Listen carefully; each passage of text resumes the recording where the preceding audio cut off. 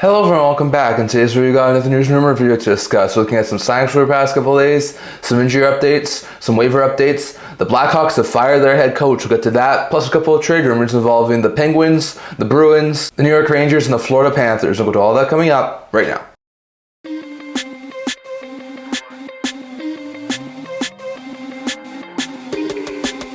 Hello everyone, welcome back to another video here at the Intent Hockey channel. Now before we get into this video, for the latest video, subscribe below. Thank you for all of your support. We'd never be able to without you guys, so if you haven't already, don't forget the subscribe button down below. Don't leave a comment down in the comment section below discussing today's video. I'd love to hear your guys' thoughts on all of this. So in today's video, I would usually start off by talking about some signings, but over the past couple of days, we haven't had any signings from our past couple of days.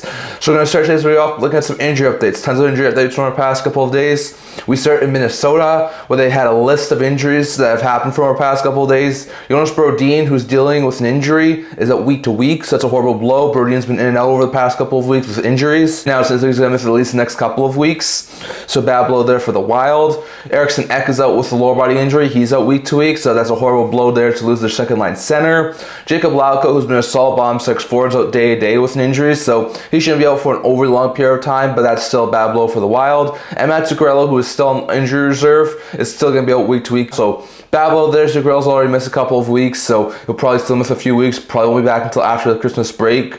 But bad news to see Brodin and Eriksson Ek, they're top for the defenseman and second line center, as well as Lauko, who's a decent bottom six forward, although with injuries, so hopefully they'll be able to come back in the not just in future.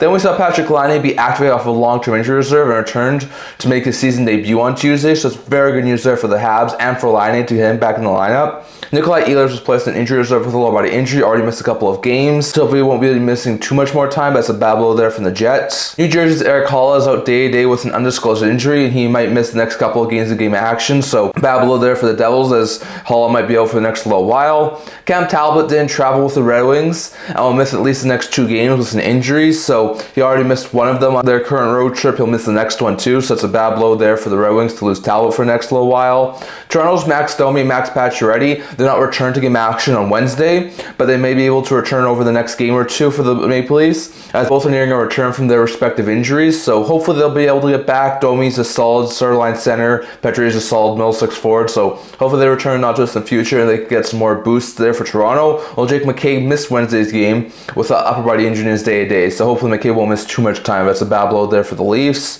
Pavel Buchnevich missed Tuesday's game with a lower body injury. He's missed the last few games. It's a bad blow there for the Blues to still have Buchnevich out with a lower body injury, so hopefully he'll be able to return in the not too distant future, but that's a bad blow there for St. Louis. Nashville's Michael McCarron is day-to-day with upper body injury, so that's a bad blow there for the Predators. McCarron's been a solid bottom six forward, so to see him still be out now is really bad there for the Predators. Philip Hronek underwent a lower body procedure and is going to be out the next at least 2 months. So that's a horrible blow there for the Canucks. Not going to have Hronek until at the very least early February, maybe a little bit later than that. So it's a horrible blow there for the Canucks to their D-core, as Hronek's been a really good top four defenseman there. So that's a horrible blow there for the Canucks. Marco Vlasic should return at some point in the Sharks' current 6-game road trip. So Vlasic's missed quite a bit of time so far this year with an upper body injury. So good to see him potentially be back in the not distant future. That could be a really big boost there for the Sharks. Zach Hyman missed his 5th straight game on Tuesday with an upper body injury, so hopefully he'll be able to return out to some future. It's quite possible he could return as early as Thursday, so interesting note there. Riker Evans also missed Tuesday's game, as he missed it with an undisclosed injury. Bad blow there from the Kraken, as Evans, who's actually been a really good top 6 defenseman this year, is going to be out for the next little while, so it's a horrible blow there for the Kraken. Vegas' Zach Whitecloud also missed his 5th straight game on Tuesday, as he was out with upper body injury. However, it sounds like he's practicing a lot more, and he could be nearing a return and not just in future, so really good stuff there for Vegas. Jean-Gabriel Pageau returned to game action on Tuesday after missing 2 games with a lower body injury for the New York Islanders, so great news there as the Islanders get Pageau back after he was gone for a little while. Brett Berard was practicing with a no contact jersey and is currently day-to-day with upper body injury, so it's a bad blow there for the Rangers as they lose one of their top prospects to injury. Tyler Seguin underwent hip surgery, is out 4 to 6 months. So that's a horrible blow there for the Stars. So he's probably going to be out until early April at the earliest. Very likely he probably is going to be out until the playoffs. So very bad stuff there for Seguin, as he's going to be out for basically the rest of the regular season. So horrible blow there for the Stars.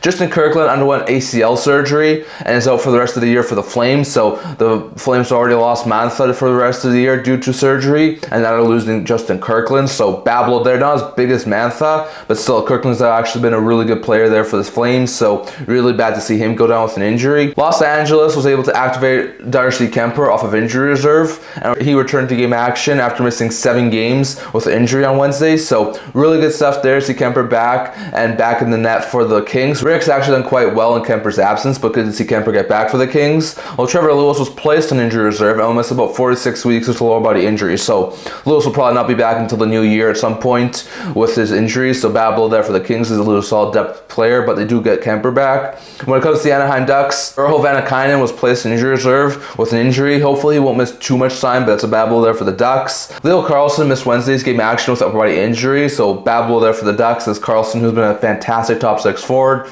is currently out with an injury right now. And Cam Fowler was activated off for injury reserve and got back in game action on Wednesday after missing, I think it was about a week or 2 with an injury. So good to see Fowler get back. It's a really big boost to the Ducks D-core to get him back. So interesting injury updates there. Good to see guys like Fowler, Kuemper, Laine, and Pageau all get back in game action, and they didn't look too bad when they got back in. But bad news to see guys like Seguin and Carlsson, Eriksson Ek, and Buchnevich all out, and hopefully they're able to recover and not be out for an overly long period of time. So some interesting injury updates there. Now next I would usually go over to a quick waiver update, but we've had no waiver updates in our past couple of days. So going over to a coaching change. We've already had 2 coaching changes earlier in the year. The Boston Bruins fired Montgomery, brought in Sacco as the interim head coach. The Blues then saw opportunity to hire Montgomery, so they fired Drew Bannister and hired Montgomery. Sacco's the interim head coach. Montgomery got a 5-year extension. So after a really bad start for the Chicago Blackhawks, they saw fit to fire head coach Luke Richardson. It was an interesting move there from the Hawks. Richardson didn't do overly well in his first 2 seasons, but the Hawks were a rebuilding team at that point when Richardson got the team. It was the very beginning of that rebuild,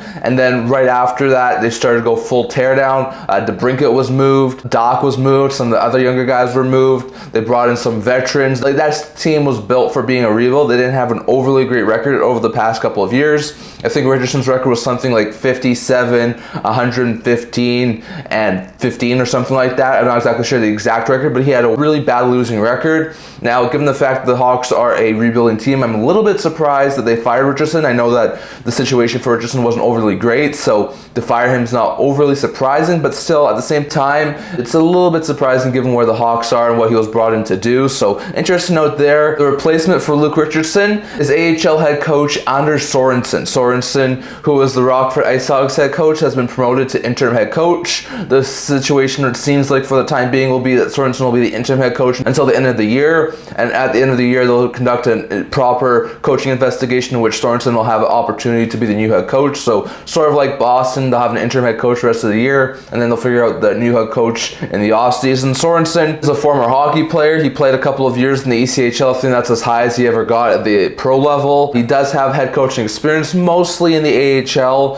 He was head coach over the past couple of years for the Rockford Ice Hogs. He was also assistant head coach for that team for a couple of years' time. He worked as the Blackhawks as a development coach for a couple of years. So he has had previous coaching experience, but no head coaching experience at the NHL level. So it'll be interesting to see how the Hawks do with Sorensen as new head coach. But the Hawks have made a coaching change. Richardson, after 2.25 of bad years, is out in Chicago, and Anders Sorensen is the new head coach in the Chicago Blackhawks organization. So we'll have to see how the first Swedish head coach at the NHL level does in the NHL. So we'll have to wait and see on that. And lastly, going over to a couple of trade rumors. Now, when it comes to trade rumors, we've got a couple of things to talk about here today. So we're going to start off with New York Rangers. Now, Peter Baugh of The Athletic was recently talking about the Rangers. We know we've talked about a lot about the Rangers over the past while, but they have not been doing overly well. They've lost a whole bunch of games over the past while, and there's a very likely chance moves are coming for New York.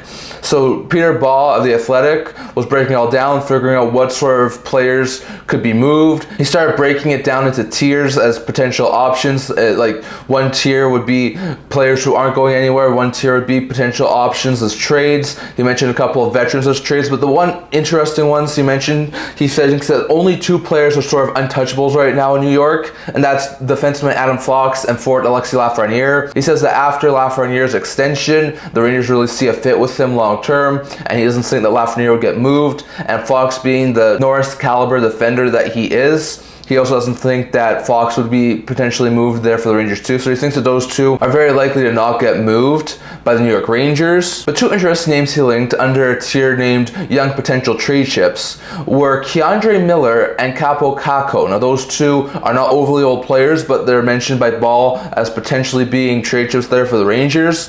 In the case of K'Andre Miller, he says that the former first-round pick has had a slow start to the year. He's an RFA, so it would be a really difficult move to try and sign to an extension right now. So he says that's sort of on hold with the way the Rangers have been playing. And he thinks that Miller could net them a really good return. I would agree, Miller could net them a really good return, but do they really want to move off from a top 4 left shot defenseman who is working extremely well? I know he's had a slow start to the year, but the last couple of seasons, Miller has been fantastic for the Rangers.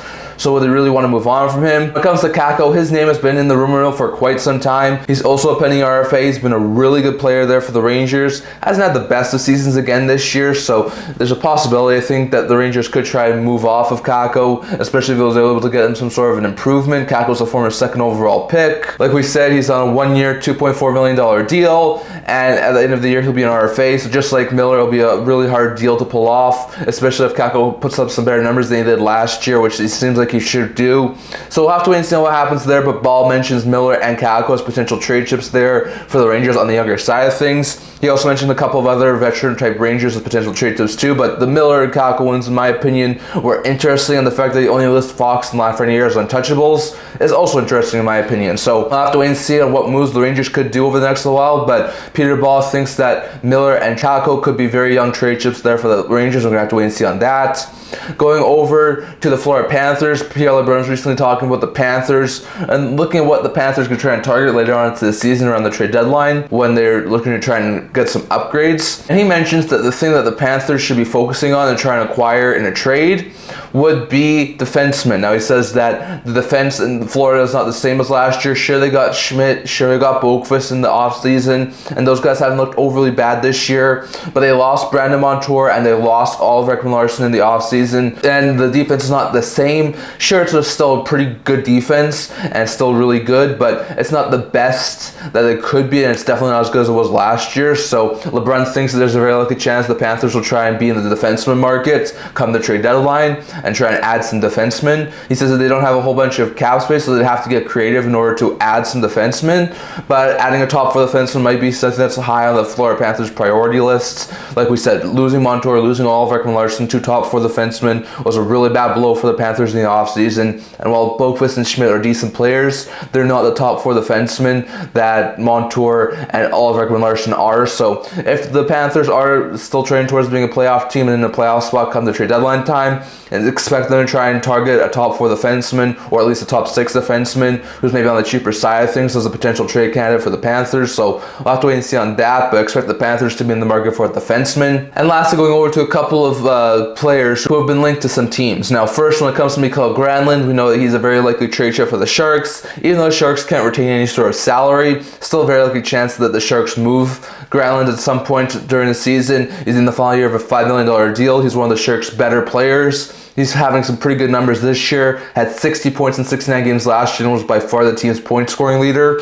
So he's actually had a pretty good career so far in his year and a half with San Jose. But TSN reporter Craig Button links him to the Boston Bruins. You know, the Bruins still haven't had an overly great time filling in the center spots that was left by Patrice Bergeron and David Krejci. We know Lindholm acquisition in the offseason was a step in the right direction towards getting some more center depth, but adding another center this year's trade deadline, especially if they're in a playoff spot, could be a really big boost there for the Bruins. And Button mentions Granlund as a potential trade chip there for the Bruins. Button said that Granlund's a fantastic center and he's capable of helping fill that sort of void that's in the Boston Bruins top 6 at the center position. Granlund also can play wings, so he doesn't have to play center. He's also a winger, can play wing at times as well. Sort of fits that sort of Boston style hockey. I think it could be a really good second line center for that Boston Bruins team if the Bruins were to be trying to add at the trade deadline. So I think that could be a really good pickup there for the Boston Bruins. Now, in what terms of what the Sharks might want, I would probably think they would want at least a second round pick and a good prospect. So you're probably looking at like a second round pick in this year or next year's draft, as well as maybe a young player like one of the young prospect defensemen or like a Kuemper up front. Like I could see the Bruins maybe parting with that to trying to get a guy like Mikael Granlund. So we're gonna have to wait and see. Like I said, the Sharks can't retain any salary and he's got a $5 million cap hit, so it would be a difficult trade to move. But with the way that Granlund's been playing over the past couple of years, I think there will be a ton of interest interest in Granlund, and Button says the Bruins might be a landing spot for him, so we're going to have to see on that. And lastly, Cam Robinson of Elite Prospects was talking about a potential trade rumor that he's at least heard a little bit, or is at least speculating about. Not sure if there's been any rumors about this.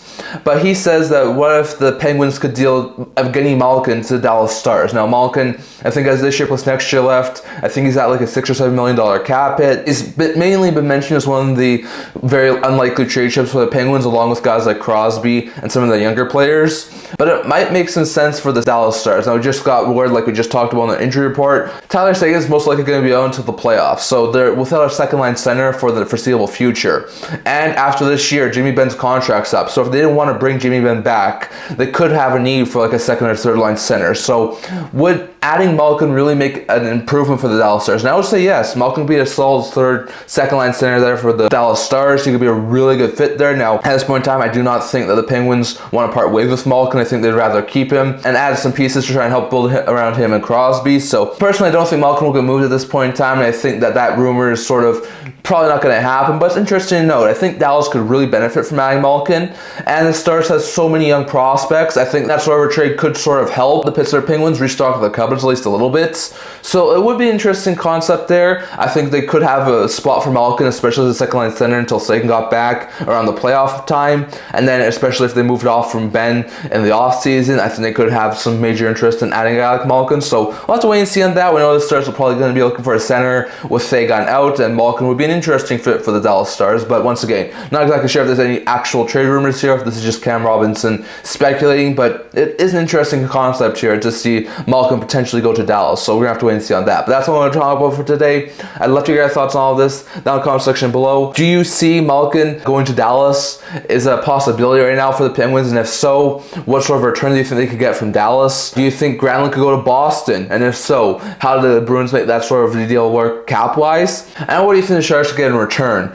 Do you think that the Rangers will make a move? And if so, could Miller or Kakko be a potential trade option there for the Rangers? And will the Panthers go after the defenseman before the trade deadline? Definitely let you guys thoughts on all of that, plus the injury updates and the Blackhawks coaching change down in the comment section below. So I want to talk for today. Enjoy this video. If you're liking, subscribe down below. Thank you for your support. We're with you guys. So if you haven't already, don't forget to subscribe button down below. Don't forget to comment down in the comment section below. So you can also listen to this video. I also have a blog talking about news, rumors, analysis, stuff like that. So check that out. I'll leave a link down in the description below. And can't wait to see you guys all for the next video. See you guys soon.